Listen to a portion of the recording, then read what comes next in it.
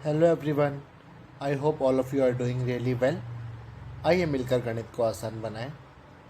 औसत के इस प्रश्न में हमें दिया गया है 100 और 150। ये दो संख्याएं दी गई है और इनके बीच की सभी सम संख्याओं का औसत हमसे पूछा गया है।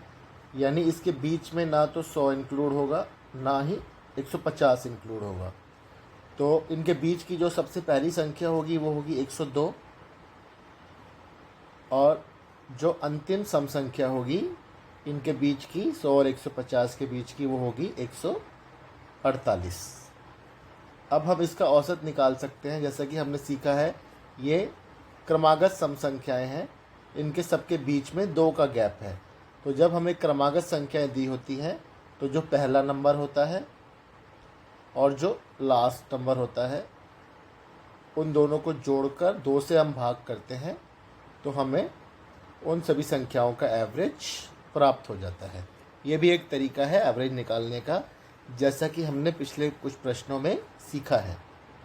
तो पहला नंबर यहाँ पे दिया गया है 102 और जो लास्ट नंबर दिया गया है वो है 148, क्योंकि हमें 100 और 150 के बीच की जो सम संख्याएं हैं उनका औसत निकालना है।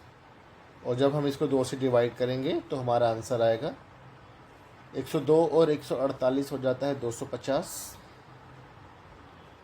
और जब हम इसे 2 से भाग करते हैं तो हमारे पास आता है 125, जो कि हमारा आंसर होगा ऑप्शन सी।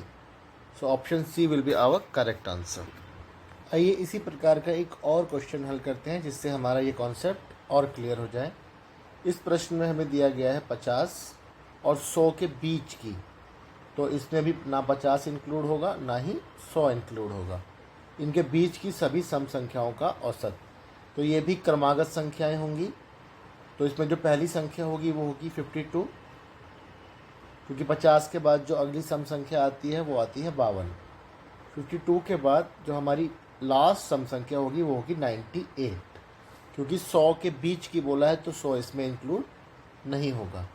तो ये क्रमागत संख्याएं हैं, तो इसका एवरेज निकालने के लिए फर्स्ट नंबर और लास्ट नंबर को हम ऐड करेंगे और डिवाइड कर देंगे 2 से। तो फर्स्ट नंबर हमारा यहाँ पे होगा 52,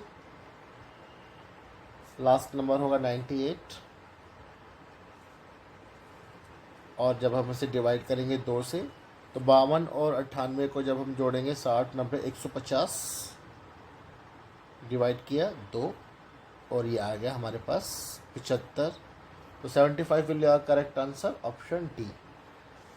तो ये 2 क्वेश्चन हमने किए। यहाँ पर हमको ध्यान क्या रखना है, ये जो सूत्र है ये लगेगा जब संख्याएं क्रमागत हो, यानी लगातार हो, कॉन्जिक्यूटिव हो, तभी हम इस सूत्र को लगा सकते हैं लगातार संख्याओं में।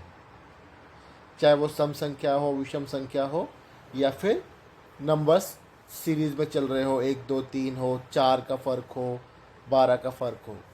आई होप आपको ये दोनों प्रश्न अच्छे से समझ में आए होंगे। अगर आपको वीडियो अच्छा लगा तो please like, share, subscribe the channel for more of such videos. Thank you so much for watching, and don't forget to press the notification icon. Have a good day. I'll see you again.